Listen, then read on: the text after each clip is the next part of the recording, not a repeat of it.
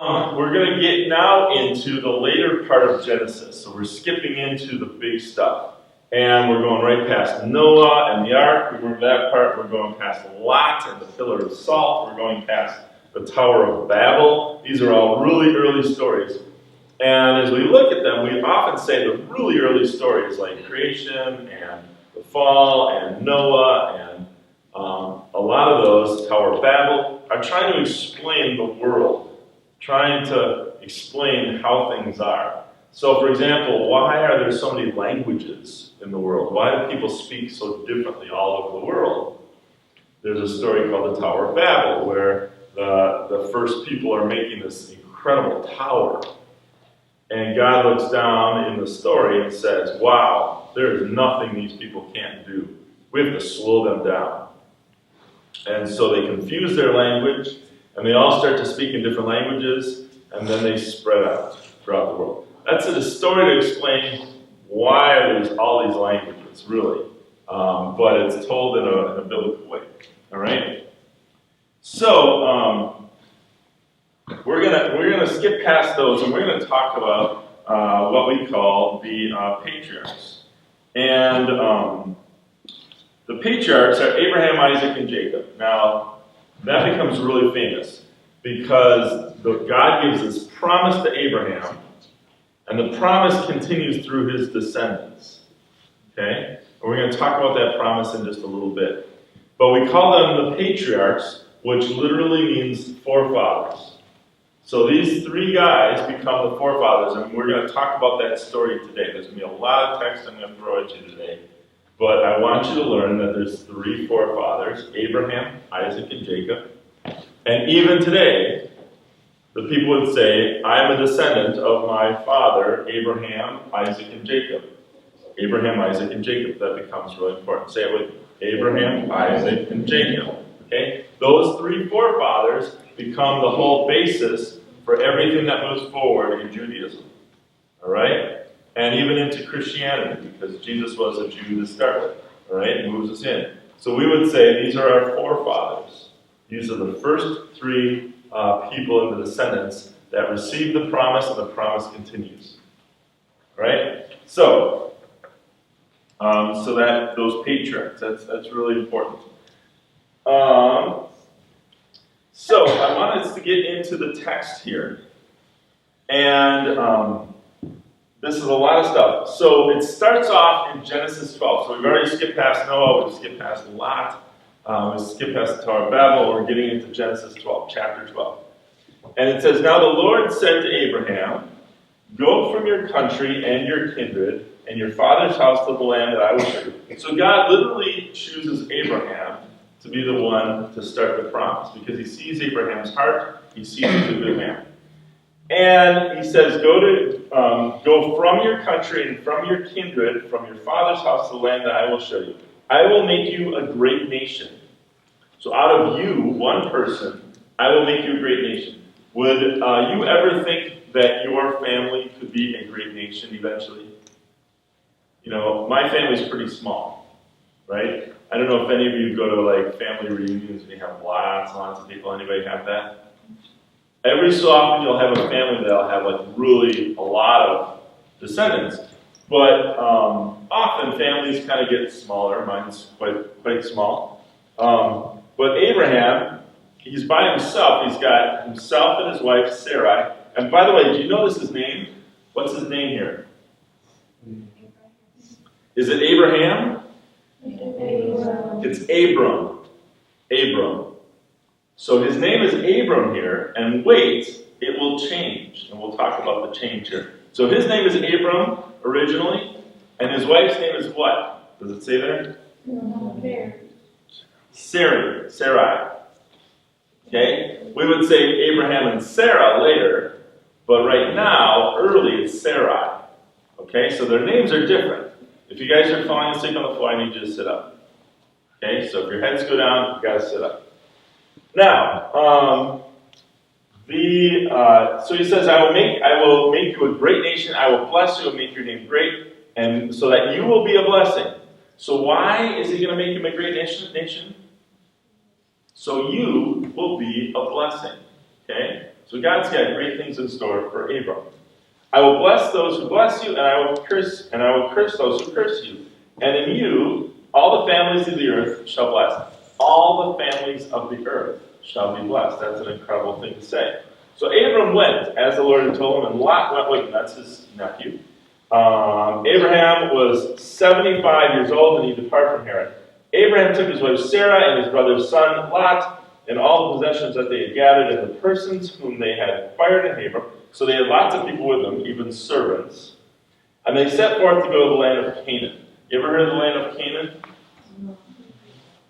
We call that the Promised Land. So it's essentially the land of Israel nowadays. And what's really amazing about the Middle East, if you've ever gone there, I've gotten to go there twice. What's really amazing about it is a lot of it's just rock and desert and just really dry and harsh environment. So not so nice. But in this area, in the land of Canaan, it looks a lot like Wisconsin. It's green and lush. There's a sea of, like the only freshwater sea in the area called the Sea of Galilee. And it's beautiful, and you can raise your crops, and it's a great place to live, right? It's about the only place in the area that looks so nice. That's where the River Jordan comes through, this fresh river. And so everything else around is really harsh. And God says, I'm going to send you there to that land, the Promised Land. They often call it the land of milk and honey, right? This land that produces. It's wonderful. I am giving that land to you. Okay? And so they set forth to go to the land of Canaan. When they came to the land of Canaan, Abraham passed the land to the place called Shechem and the oak of Moreh. And at that time, the Canaanites were in the land. So another people are living there. But God is saying to Abraham, I'm going to give you this land. Then the Lord appeared to Abram and said, to your offspring, I will give this land. So, that's the first promise. You're going to have this land. Now, land is crucial, right? Land is where if you're going to have a nation, if you're going to have even a family, you're going to have a plot of land. And where you live is important, right? Where you live is important. So you're either living in really terrible areas, like a lot of the Middle East, or in this beautiful land. And so this is something they're looking forward to. Skip ahead to chapter 15. The promise gets reiterated. Now, realize Abram's really old when all this starts to happen. He's like 75 years old.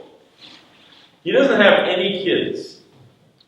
And when God says to him, you're going to be a great nation, that sounds pretty crazy, doesn't it? I mean, there's not too many 75-year-olds that are having babies, right? And so to say you're going to be a great nation, to even believe that is kind of an amazing thing that Abram does. So, Genesis 15, God says it again. After these things, the word of the Lord came to Abram in a vision. Do not be afraid, Abram. I am your shield and your great reward. That's a very famous passage. I am your shield and your very great reward. Your reward shall be very great. But Abram said, O Lord God, what shall you give me? For I continue childless, and the heir of my house is Eliezer of Damascus. So I don't have any kids. How is this promise going to happen? And Abram said, you have given me no offspring, and so a slave born in my house is to be my heir. But the word of the Lord came to him, this man shall not be your heir, no one but your very own issue shall be your heir. And he brought him outside, and he said, Abram, look up into the sky, look at the heavens, and count the stars, if you are even able to count them. I mean, you probably have never tried to really count the stars, right? But have you ever been out in really dark places where the stars are just incredible? Have you ever had that chance? I hope you do. It's, millions, right? Millions. And God says, look up into the sky. If you are even able to count them. Then he said, so shall your descendants be. Your descendants are going to be as many as the stars in the sky. And he believed the Lord, and the Lord reckoned it to him as righteousness. So because Abraham keeps believing God in this promise, God says, you are righteous, right? You are faithful, right? So that's really important. So that whole issue of just look at the stars, that's how many we're going to have. Skipping ahead to Genesis 17, When Abraham was 99 years, so now he's 99. So he started at around 75, the promise came. 99, how many years have gone by? 24 years. How old are you guys? You're 12, so twice your age. If somebody made you a promise 24 years ago and it still hasn't come about, do you start to forget about the promise? Yes. Do you start to not really believe it? Yes. I started at St. Matthew's 23 years ago. So that'd be before even I started. That's a long time to be holding on to a promise, right? And he's 99 years old now. This is kind of crazy, isn't it? And he still doesn't have a baby, still doesn't have an heir that this promise, we're going to have a great nation. Yeah, sure we are, right? Where is even the first kid that can start this? Right? So, 99 years old. So this is where the story continues. When Abraham was 99 years old, the Lord appeared to Abram and said, notice his name is still Abram, said to him, I am God Almighty. Walk before me and be blameless, and I will make my covenant between me and you, and you will be exceedingly numerous. Then Abram fell on his face, and God said to him, as for me, this is my covenant with you. You shall be the ancestor of a multitude of nations. Now that's called a forefather, right? Right? To be an ancestor, to be the patriarch, the male that starts everything off, a forefather. That's why he is one of our patriarchs. You shall be the ancestor of a multitude of nations. No longer shall your name be Abram, but your name shall now be Abraham. For I have made you the ancestor of multitude of nations. I will make you exceedingly fruitful, and I will make nations of you, and kings shall come from you. I will establish my covenant between me and you and your offspring after you throughout their generations for an everlasting covenant to be God to you and to your offspring after you. And I will give to you and to your offspring after you the land where you are now an alien, all the land of Canaan, for a perpetual holding, and I will be their God. So his name changes from Abram to Abraham. Now, let me continue here. God said to Abraham, as for you, you shall keep my covenant, you and your offspring after you, throughout their generations. This is my covenant, which you shall keep, between me and you and your offspring after you. Every male among you shall be circumcised. So the sign of the covenant gets placed in the physical body. Okay? The sign of the covenant gets placed in the physical body through circumcision. You shall circumcise the flesh of your foreskins, and it shall be a sign of the covenant between me and you. Throughout your generations, every male among you shall be circumcised when he is 8 days old, including the slave born in your house and the one bought with the money from any foreigner who is not your own offspring. Both the slave born in your house and the one bought with your money must be circumcised. So shall my covenant be in your flesh, an everlasting covenant. Any uncircumcised male who is not circumcised in the flesh of the foreskin shall be cut off from those people, and he has broken my covenant. So that becomes a physical sign of the covenant. Now, he's 99 years old, and he gets circumcised right then with this whole group of people, right? You guys know what circumcision is, right? No, I'll just quickly say what it is. It's a very painful thing. But on the male penis, you cut off this foreskin. All right? So there's a foreskin. Most males that have that happen in the hospital. Probably half, I bet. But at 8 days old, so it's when you're a baby that happens. Okay? But that becomes a physical sign of the promise. All right? So that took place for the Israelites. And this starts right here with Abram, who now his name changes. Often in the Bible, when a person's name changes, it becomes a major sign that something has happened. Abraham is now special, right? His name has changed. This person is no longer the same person. They are somebody new. And this happens several times throughout Scripture. We're going to point to a couple of them. So Abram becomes Abraham.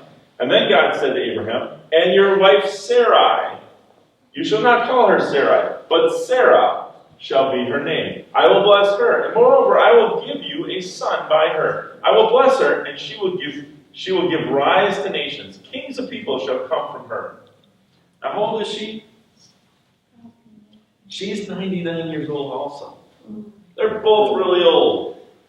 And this is one of those like, what? Right? This is kind of one of those crazy things that only God can make happen. Right? Then Abraham fell on his face and laughed. This is crazy. He's laughing. And said to himself, can a child be born to a man who is 100 years old? Can Sarah, who is 90 years old, bear a child? She's 90 years old. And Abram said to God, oh, that Ishmael might live in your sight. God said, no, but your wife Sarah shall bear a son and shall name him Isaac. I will establish my covenant with him as an everlasting covenant for his offspring after him. So, the name Isaac has meaning. Do you guys know what the meaning of your name is? You ever looked it up? Do you know what your name means? You ever looked it up? Go home today if you haven't and look up babynames.com. That's where I get all my name meanings for the baptisms. And look up your name and just see what it means. Christopher means Christ bearer. Works out pretty well for my position, right? Christ bearer. Isaac, do you know what that means? Laughter. Why do you think it means laughter? Why do you think that was an appropriate name for this new baby? Because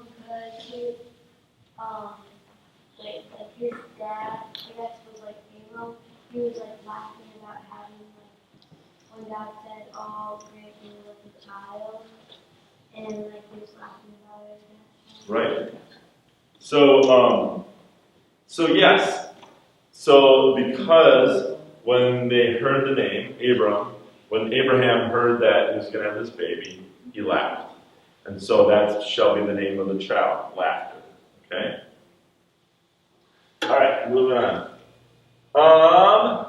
And this is another situation where Sarah laughs. The Lord appeared to Abraham by the oaks of Mamre, and he sat at the entrance of the tent for the heat of the day. So Abraham's sitting at this tent by the oaks of Mamre. And he looked up and saw 3 men standing there. Now, often in the Bible, when it says, and now 3 men were standing there, it's really not 3 men. What is it? What is it? They're usually angels. So, and Abraham recognizes that these are not men, these are angels. All right? So it says he looks up and saw 3 men standing there near him. When he saw them, he ran to the tent entrance to meet them and bowed down to the ground. He said, my Lord, if I find favor with you, do not pass by your servant. Let a little water be brought and wash your feet and rest yourselves under the tree. Let me bring a little bread and may you refresh yourselves, and after that you may pass on, since you have come to your servant. So they said, do as you have said. And Abraham hastened into the tent to Sarah and said, make ready quickly 3 measures of choice flour, knead it and make cakes. So make bread quickly, make some cakes. Abraham ran there, took a calf, tender and good, gave it to the servant, hastened to prepare it. Kill it, make it ready for meats, right? And then he took curds and milk and the calf and prepared it and set it before them. And he stood by them under the tree and they ate it. They said to Abraham, where's your wife Sarah? So they already knew her name, didn't they? And he said, there, in the tent. Then one said, I will surely return to you in due season, and your wife Sarah will have a son. So within a year now, we're not talking about hypotheticals when it will happen down the road. Now, within a year, I will return, and your wife will have a son. And Sarah, who was listening at the tent entrance behind him, Now, Abraham and Sarah were old, advanced in age. It had ceased to be with Sarah after the manner of women. So Sarah laughed to herself, saying, after I've grown old, and my husband is old, shall I have pleasure? The Lord said to Abram, why did Sarah laugh? And say, shall I indeed bear a child now that I am old? Is anything too wonderful for the Lord? At the set time, I will return to you in due season, and Sarah will have a son. But Sarah denied, saying, I did not laugh, for she was afraid. He said, oh yes, you did laugh. So again, the name becomes laughter, right? Which is the name of who? Isaac. Isaac. Good. You guys are sticking with me. Thank you. So, all this is taking place. Isaac is born. They have this baby. They're super old, right? Super old. And they have this baby. This is amazing, isn't it? And they are super excited because through this baby, Isaac, the promise continues. He becomes one of the forefathers, right? This is a really good stuff.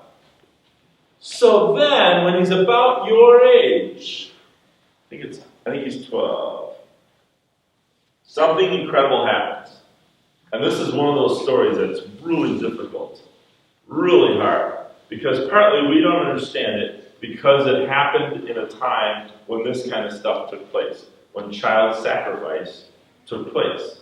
If you really wanted to prove to the gods that you were faithful, that you were living out what it meant to be, faithful, often you would sacrifice a loved one. Not often. In extreme situations. So this story comes about with Isaac. And remember, this is really amazing. They've waited 100 years to have a baby. They finally have a baby. They finally have this new son, the heir, and this story takes place. Genesis 22. After these things, God tested Abraham. So really, this is not a story about sacrificing Isaac. It's a story about testing Abraham. Okay? So after these things, God tested Abraham. That sets up the whole chapter.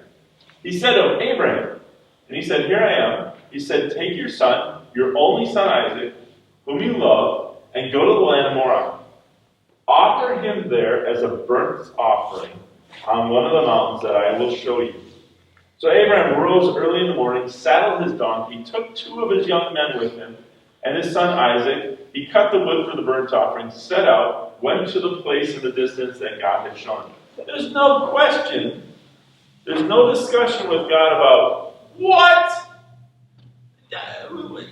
We waited like years to finally have this baby that you promised me, and now you want me to sacrifice. You told me I would have descendants as many as the stars in the sky, but now you want to take the descendants away. I don't get it. There's none of that conversation.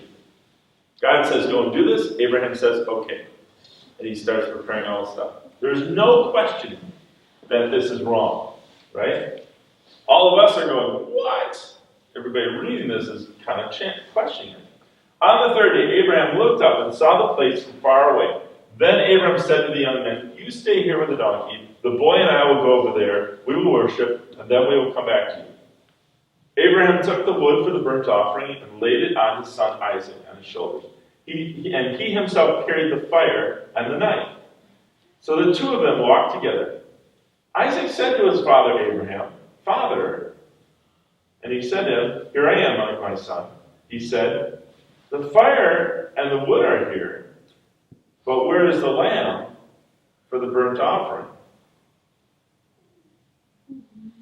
Abraham said, God himself will provide the lamb for a burnt offering, my son. So the 2 of them walked on together. God will provide. Right? That becomes a major theme here. God will provide. Right? So, when they came to the place that God had showed them, Abraham built an altar there and laid the wood in order. He bound his son Isaac, so he ties Isaac up and laid him on the altar on top of the wood. Then Abraham reached out his hand and took the knife to kill his son. But the angel of the Lord called to him from heaven and said, Abraham. And he said, here I am. He said, do not lay your hand on the boy and do anything to him. For now I know that you fear God, since you have withheld your son, your only son, from me. And Abraham looked up and saw a ram caught in the thicket by its horns. Abraham went and took the ram and offered it up as a burnt sacrifice instead of his son. So Abraham called the place, the Lord will provide. As it is said to this day, on the mount of the Lord it shall be provided.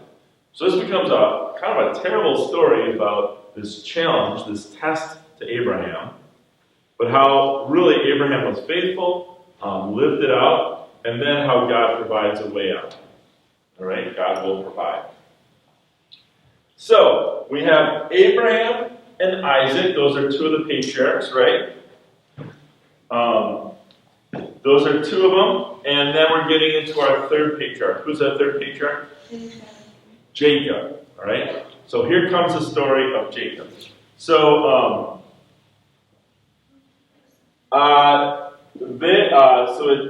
all this is before. I forget what chapter this is. I think this is like 25.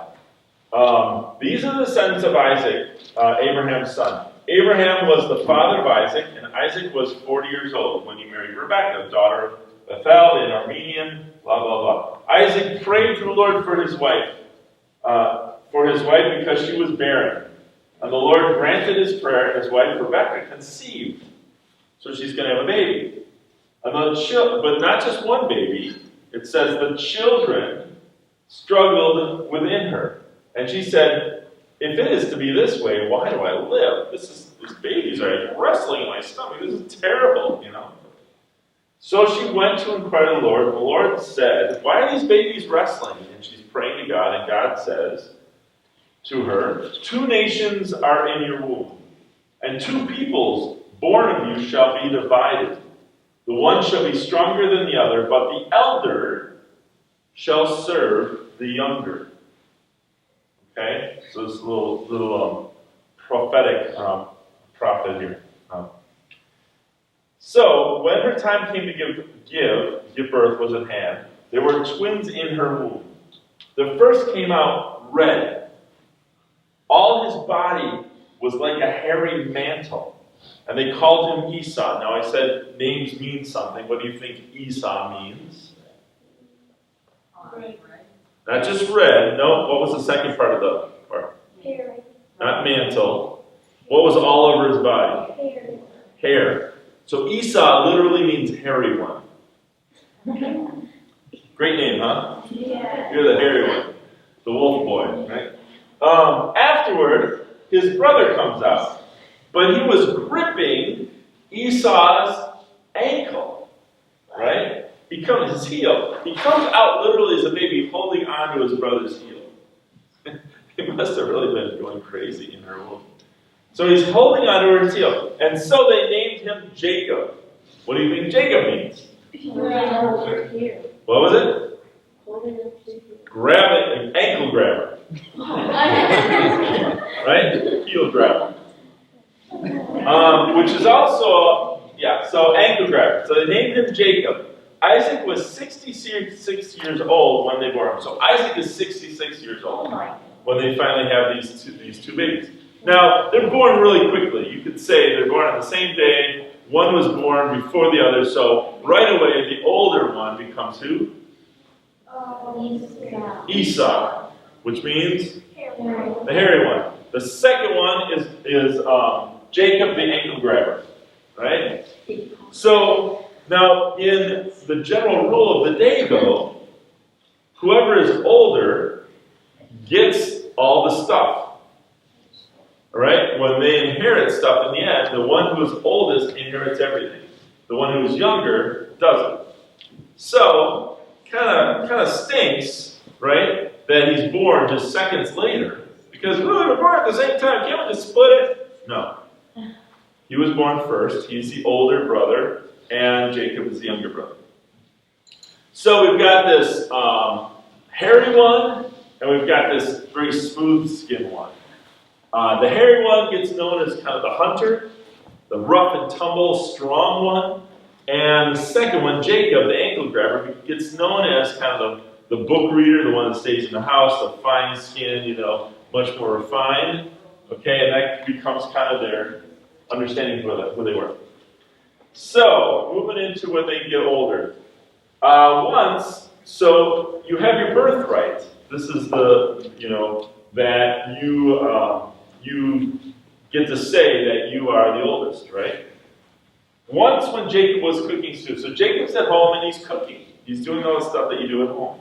Esau came in from the field where he had been hunting, and he was hungry. He was famished. And Esau said to Jacob, let me have some of that red stuff, for I am famished, some of your stew. Therefore he called, Jacob said, first, sell me your birthright. Esau said, I'm about to die. What use is my birthright to me? I'm so hungry. Jacob said, swear to me first. So he swore to him and sold his birthright to Jacob. Then Jacob gave Esau bread and lentil stew, and he ate and drank, and rose and went on his way. Thus Esau despised his birthright. Now, you ever do that?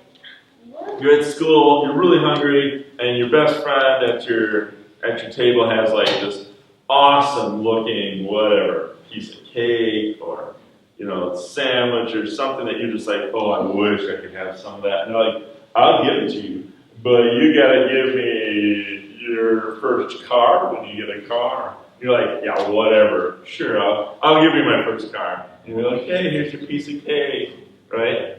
Now, does anybody really believe that later on? Not really. But in the days where promises meant something, and you actually had to live that out, it means something. So it says he sold his birthright for a bowl of soup, right? Which is kind of crazy. But people remember this stuff later on. So later on, when Isaac was old and his eyes were dim, he can't see anymore. Isaac is getting that old. So his sons have grown up, they're older too. But Isaac can't see, that's important to remember. He called his elder son Esau, the one that should have the birthright, right? The hairy one, right? The hunter. He said, my son. And he answered, here I am, Father. He said, see, I'm old. I'm about to die, is really what he's saying. I'm about to die. I want to pass on. I want to give you my blessing so you can inherit everything, right? He said, see, I'm old. I do not know the day of my death. Now then, take your weapons, your quiver, and your bow, and go out in the field and hunt some game for me. And then prepare a real nice meal for me, some savory food, such as I like it. Bring it to me to eat, so that I may bless you before I die. So I'm about to die. I want to give you a blessing. Let's have a nice meal. So go out and find some good food, and do your hunting like you normally do, and bring me that stuff you love, that I love, and let's have a real nice meal before I give you my blessing. Right? Now, Rebecca, his wife, Isaac's wife, Rebecca. So it's important to realize that Isaac seems to favor Esau. It seems like he kind of favors that son. He's the oldest son, he likes him a little bit more. But Rebecca, who is the one who stays in the house, who hangs out with Jacob a lot, favors Jacob. So what does she do? Rebecca was listening when Isaac spoke to his son Esau. So she hears him say this about, I'm about to die. Go make me a tasty meal. So when Esau went out to the field to hunt some game and bring it, Rebecca quickly says to her son Jacob, I heard your father say to your brother Esau, bring me game and prepare for me savory food to eat, that I may bless you before I die. Now therefore, my son, obey my word as I command you. Go to the flock. Get me 2 choice lambs, so that I may prepare for them savory food for your father, just like he likes it. I'll make that for him. And you shall take it to your father and eat, and he will bless you instead before he dies. Right? But Jacob says to his mother Rebekah, look, my brother Esau is a hairy man. Right? He's not going to know it. He's not, and I'm a smooth-skinned man. Perhaps my father will feel me in my arms, and I shall seem like I am mocking him. And then he will bring a curse on me, and not a blessing. Good question. Good question. Kind of smells funny. We should make you smell funny, right? So his mother said to him, let that curse be on me, my son. Only obey my word and go, get them for me. So he went and got them and brought them to his mother, and his mother prepared the savory food just like his father Isaac likes. Then Rebekah took the best garments from her older son Esau, which were with her in the house, and put them on her younger son Jacob. So he takes Esau's clothes, puts it on Jacob, and then she puts the skins from those lambs on his hands, on the smooth part of his neck, so it feels rough and hairy, right? Then she handed the savory food and the bread that she prepared and to her son Jacob. So they're trying to trick Isaac to think Jacob is Esau, right? We're all getting this, right? So Jacob goes into his father Isaac and says, Father. And he said, Here I am. Who are you, my son? Says, Jacob said to his father, I am Esau, your firstborn. I have done as you told me. Now sit up and eat my game so that you may bless me. But Isaac said to his son, how is it that you have found it so quickly, my son? Wow, you just went out hunting just a little bit ago. How are you back so quickly? Usually this takes a couple days. He says, Well, because the Lord God granted me success. Then Isaac said to Jacob, Come near me, that I may feel you, my son, to know whether you are really my son Esau or not. Yeah, it sounds like the Red Riding Hood story, doesn't it? So Jacob went up to his father Isaac, who felt him and said, the voice is Jacob's voice, but the hands are the hands of Esau. And he did not recognize him, because his hands were hairy, like his brother Esau's hands, and so he blessed him. He said, Are you really my son Esau? And he answered him, I am. Then he said, Bring it to me, that I eat my son's game and bless you. So he brought it to him, he ate it, and he brought him wine and drink. And then his father Isaac said to him, Come near me and kiss me, my son. So he came near and kissed him, and he smelled the smell of garments, Esau's smell, and he blessed him. And he said, let me skip the part. Let me pull it up.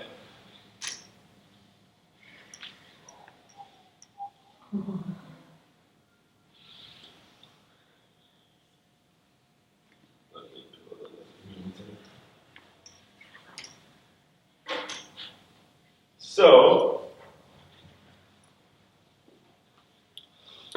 as soon as Isaac had finished blessing Jacob,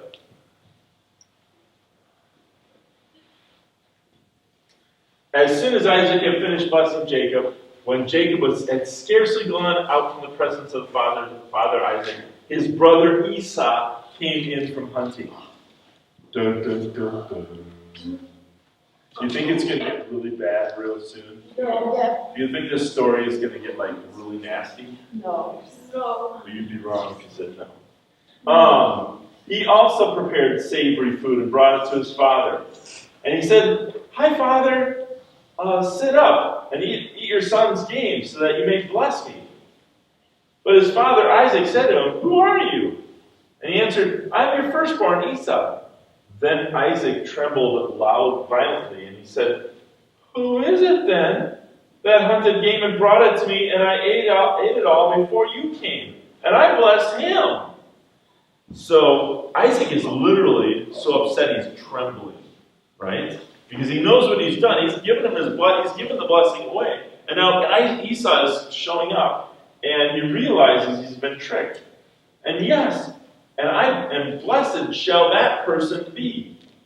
When Esau heard his father's word, he cried out with an exceedingly great and bitter cry and said to his father, Bless me also, Father.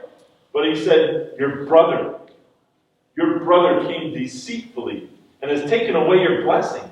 And Esau said, Is he not rightly named Jacob, the ankle grabber? The other understanding of ankle grabber is cheat. Someone who cheats. Okay? So this is what he's saying here. Isn't he rightly named Jacob the cheat? Because he has cheated me out of my blessing. For he supplanted me 2 times. He took away my birthright, and look, now he has even taken away my blessing. Then he said, Have you not reserved a blessing for me too, Father? And Isaac said to Esau, I have already made him your Lord. I have given him all his brothers as servants, and with grain and wine I have sustained him. What can I do for you, my son? Esau said to his father, Have you only one blessing, Father? Bless me also, Father. And Esau lifted up his voice and wept. And then his father answered, See, away from the fatness of the earth shall your home be, away from the dew of heaven on high. By your sword you shall live. You shall serve your brother, and when you break loose, you shall break his yoke from your neck. And Jacob, and now Esau hated Jacob because of the blessing which his father had blessed him. And Esau said, the days of mourning for my father are approaching, and then I will kill my brother Jacob. He is really bad, isn't he? Right? He's cheated him out of all of his blessing and his birthright. This is bad stuff. This is the third forefather. Abraham, Isaac, and Jacob, right? The blessing comes through them. The promise comes through them. Abraham, Isaac, and Jacob. All right? One last part I want to tell you. Let's see. Let me get to the right chapter.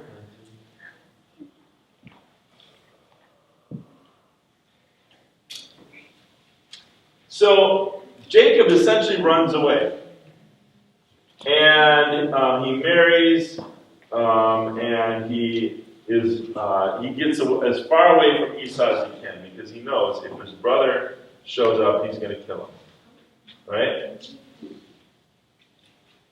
But there becomes a time much later on that they meet up again. And you think this is going to go well? All right. So, here we are. Chapter 32. Now, he goes and he's about to meet his brother. And the story happens before this. It's really an odd story. He is out in the desert and he goes to sleep at night and he lays his head down on a rock. And as he's sleeping, he has this dream about this ladder going up and down to heaven, and angels are going up and down. They call it Jacob's ladder. So you'll hear about that story of Jacob's ladder, which is just kind of an odd story. But right after that, he's about to meet Esau. And remember, Esau's going to do what to him? Kill him. He is going to kill him, right? Anybody that's laying down should sit up. So, Jacob went on his way, and the angels of God met him. Let's see. So, what do you think you should do if you're about to meet the guy that's going to kill you? What could you do to try and have him not kill you? Apologize. You could apologize. You could say, I'm really sorry, right? What else could you do? Run away. Well, he's already done that. He's already run away. What else could he do? Yeah. He could try to soften him up with some nice food. What else could he soften him up with? Money? Yeah. Try to be his friend, right? Yeah? Give him back his birthright. You can't give him back his birthright. You can't give him back his blessing. That's gone. But he can try to give him other stuff. So, Jacob sends messengers ahead to his brother Esau in the land of Seir and the country of Edom, instructing them, thus you shall say to my lord Esau, thus says your servant Jacob. What is he calling himself? Your servant, right? He starts right away. Your servant Jacob. I have lived in Laban as an alien, stayed there until now. I have oxen and donkeys. They've both built up this incredible amount of stuff, animals, and property, and they've got lots of things. And they have lots of servants. They've really got almost like an army each, right?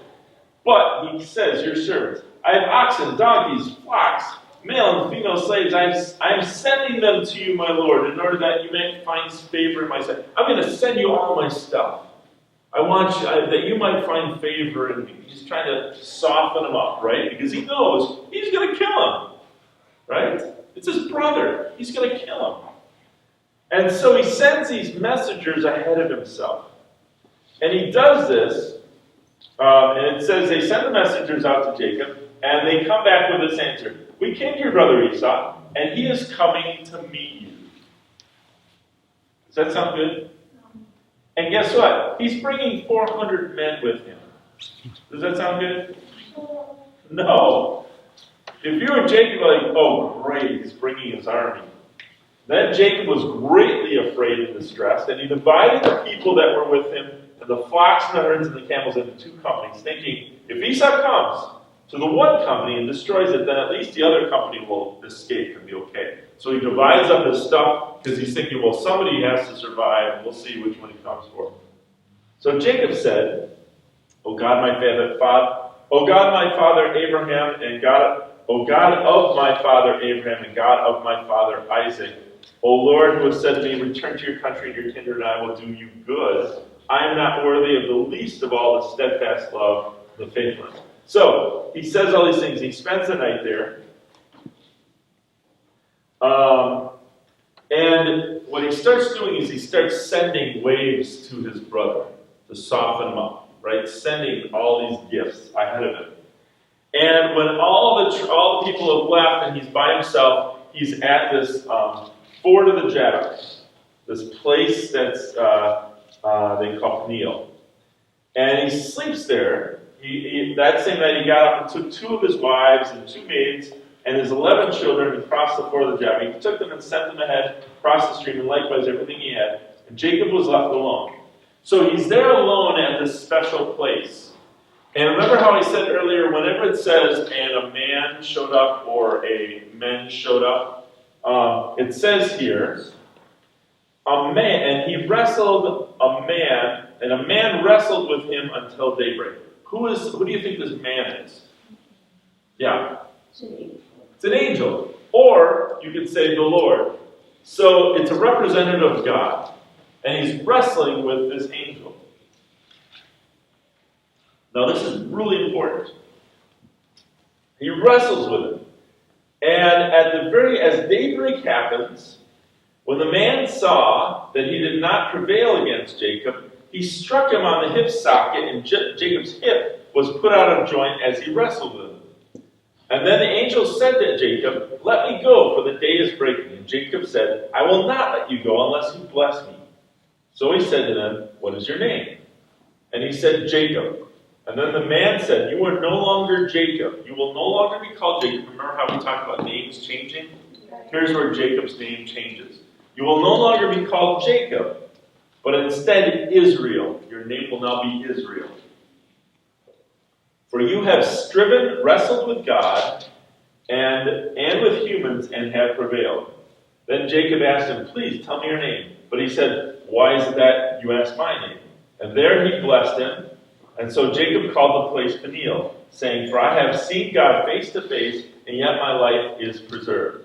And the sun rose on him, and he passed Peniel limping because of the hip. So his name changes here. And the name Israel means wrestling with God. Okay? To wrestle with God. So, his name is now Israel. We keep calling him Jacob, but his name is Israel. And he becomes the nation of Israel. Right? So he goes on ahead. Do you think he's going to die? No. We kind of know the end of the story, don't we? We kind of know he's probably going to go on. But it sure looks like he's going to die. And so, as he finally meets up with his brother, Jacob meets Esau, chapter 33. Now, Jacob looked up and saw Esau coming, 400 men. So, Esau ran So he divided the children among Leah and Rachel and the 2 maids, and put the maids and the children in front of him. He puts his kids in front of him. This is not a brave guy. He puts his whole kids and his wives in front of him. You go first, right? You go first. You go first to the hoarding army as they come, right?